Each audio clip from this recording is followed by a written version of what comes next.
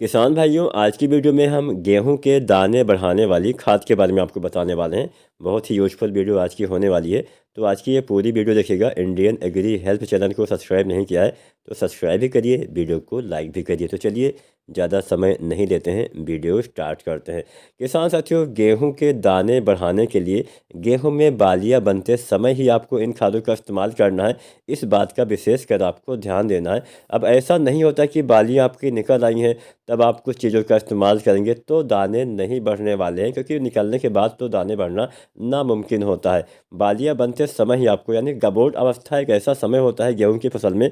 हालांकि शुरुआत से ही तो आपको ध्यान देना होता है, लेकिन गबोट अवस्था में कुछ ऐसी चीज़ें अगर आप इस्तेमाल करते हैं तो थोड़ा लाभ मिलता है, बालियां बनने में मदद करती हैं सारी चीज़ें।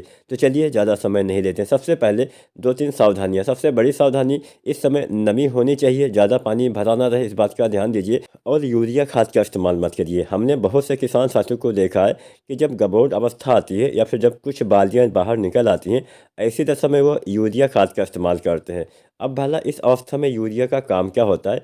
हमें जितना भी गेहूं में यूरिया डालना होता है 50 या 55 दिन, बहुत देर हो गया तो 55 दिन, अन्यथा 50 दिन के अंदर ही हमें निपटा देना होता है, यूरिया डाल देना होता है। इसके बाद यूरिया के साथ साथ हम कोई भी खाद मिट्टी में इस्तेमाल ही नहीं करें तो बेहतर है। अगर आप डालते हैं तो उसका 100% लाभ नहीं मिलेगा, उल्टा नुकसान हो सकता है। यूरिया डालते हैं तो पौधे काफ़ी लंबे होने से फसल गिरने की संभावना बढ़ जाती है, तने कमज़ोर हो जाते हैं, जिससे ये समस्या आ जाती है। इस बात का ध्यान देना है। अब आपको करना क्या है? अगर आप दाने बढ़ाना चाहते हैं तो यहाँ पे हम 3-4 चीज़ें आपको बता देते हैं। सबसे पहली चीज़ आपको यहाँ पे इस्तेमाल करना है, कुछ मैं बहुत ही आसान तरीका भी आपको बता देता हूँ, यह तरीका भी आप अपना सकते हैं। आपको लेना होता है NPK 05234। NPK 05234 के इस्तेमाल से बहुत ही अच्छा लाभ मिलता है। 52% फास्फोरस, 34% पोटेशियम इस NPK खाद में पाया जाता है। इसके इस्तेमाल से पौधे में दाने की संख्या भी अच्छी आती है और बालियों का निर्माण भी काफ़ी अच्छे से सही ढंग से हो पाता है। यहाँ पे होता क्या है कि जो फास्फोरस होता है, इसमें 52% फास्फोरस पाया जाता है। फास्फोरस आपके पौधे में बालियों के विकास में जो भोजन का निर्माण होता है, वो भोजन को बालियों तक पहुँचाने का काम, यानी फास्फोरस यहाँ पे ट्रांसपोर्ट का काम करता है, भोजन पहुँचाने का काम करता है। जैसे भोजन जब बालियों तक अच्छे से पहुँचता है तो बालियों का निर्माण अच्छे से तेज़ी गति से होने से अच्छा लाभ मिलता है, दाने भी अच्छी मात्रा में आ जाते हैं। अब इसमें 34% पोटेशियम भी पाया जाता है। अब पोटेशियम का काम लगभग सभी किसान साथी जानते ही होंगे। फल फूल बीज दाने के विकास में पोटेशियम का बहुत ही अहम काम होता है। पोटेशियम से भी दाने अच्छे आते हैं, बालियों का निर्माण अच्छे से होता है, तने में मजबूती आती है, फसल गिरती नहीं है, पौधे में अच्छे से भोजन बनता है, पौधे को बीमारियों से बचाने का काम यहाँ पे NPK में जो 34% पोटेशियम पाया जाता है वो करता है। तो यह NPK बालियाँ निकलने से पहले गबोट अवस्था में 1 से 1.5 किलो आपको पर एकड़ के हिसाब से डालना होता है। इस NPK के साथ दूसरा चीज़ आपको डालना है जिंक। अब इस अवस्था में भला जिंक का क्या काम?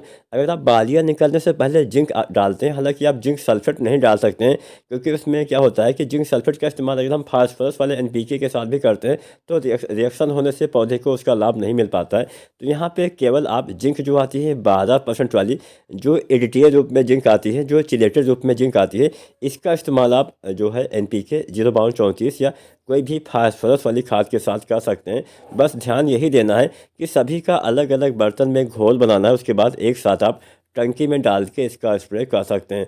अब इस अवस्था में अगर आप जिंक डालते हैं, पौधे भोजन बहुत बढ़िया से बना पाते हैं, थोड़ा बहुत पीलापन है वो भी दूर हो जाता है। पौधे में प्रकाश संश्लेषण प्रक्रिया जिससे पौधे भोजन बनाते हैं वो काफ़ी बेहतर ढंग से होने से पौधे में बालियों का निर्माण और बेहतर ढंग से हो पाता है, दाने अच्छी मात्रा में आ पाते हैं। तो जिंक 12% वाला 120 ग्राम आपको लेना है। यहाँ पे हमने दो चीज़ें बताई।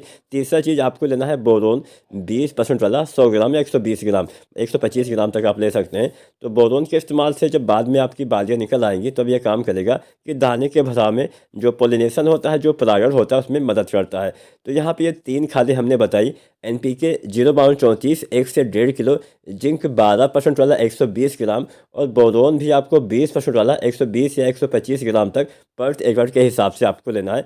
सभी का अलग अलग बर्तन में घोल बनाना है। आपको इस बात पे विशेष ध्यान देना है, अगर आप सभी का अलग अलग घोल नहीं बनाएंगे तो भी ये काम नहीं करेगा, क्योंकि आप जो है जिंक 12% वाला आप इस्तेमाल तो कर सकते हैं फास्फोरस वाली खाद के साथ, लेकिन बहुत लंबे समय तक एक साथ मिला के आप रख नहीं सकते हैं। इसीलिए बेहतर रहेगा सभी का अलग अलग बर्तन में में घोल बनाइए। उसके बाद टंकी में आपको जब डालना हो तो एक साथ डाल के आप इसका छिड़काव अगर बालियाँ निकलने से पहले गबोट अवस्था में करते हैं, बालियाँ अच्छी आएंगी, बालियों की साइज़ अच्छी आएगी, बालियों की लंबाई मोटाई अच्छी आएगी, दाने की संख्या अच्छी आएगी और अच्छा उत्पादन आपको मिलेगा।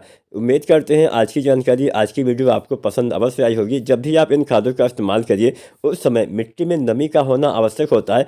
नमी ना हो तो पहले आपको करना है सिंचाई, क्योंकि कई बार नमी की कमी से भी हमारे बालियों के अंदर दाने अच्छे से नहीं आ पाते हैं, बालियाँ पतली कमज़ोर रह जाती हैं। लेकिन बहुत ज़्यादा पानी भरना भी नहीं है, इस बात का भी ध्यान देना है। जब आपकी गेहूँ की बालियाँ बाहर निकल आती हैं, ऐसी दशा में आपको जब दाना भरने वाला समय आता है तो NPK 0050 का इस्तेमाल करना है। इसके इस्तेमाल से जो आपके दाने अभी तक आए हुए हैं, अगर उसमें अच्छे से गेहूँ आएगा तो अच्छा लाभ मिलेगा। 1 से 1.5 किलो यह NPK आपको डालना होता है। वीडियो अच्छी लगी हो तो लाइक करें।